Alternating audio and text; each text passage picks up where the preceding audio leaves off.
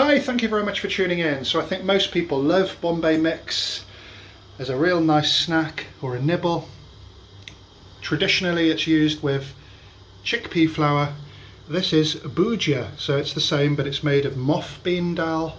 So there's so many different types of lentils you can use, but this is a packet of bhujia, mild spicy moth bean flour noodles. We're going to be using a pinch of chaat masala, extra hot curry powder. We've got some spicy dried peas, some golden raisins, and we're just going to fry off some red skin peanuts with some urid dal.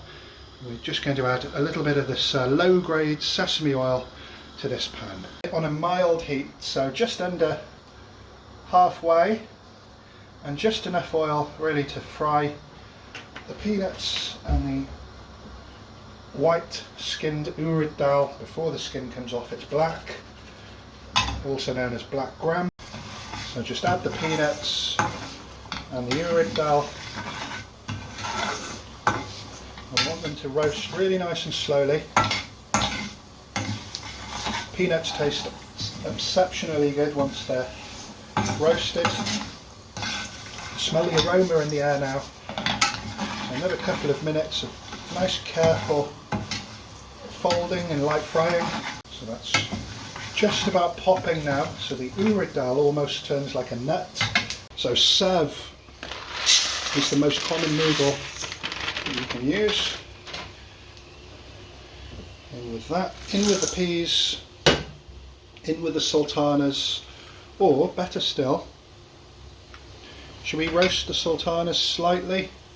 We can just add the sultanas to that. I didn't really want to fry them because this is a snack that you can keep in a container for a couple of days and nibble on.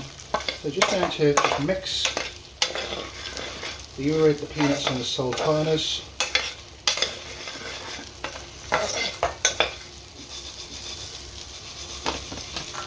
And that's fine. Next to that, I like mine really nice and spicy.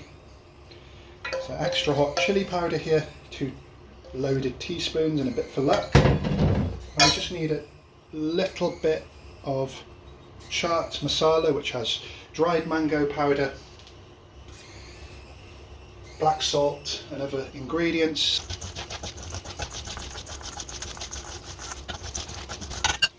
So let's have a taste. Absolutely super, something different. Thanks for joining me. Feel free to like, share and subscribe. I don't want to eat with my mouth full, so I'm out.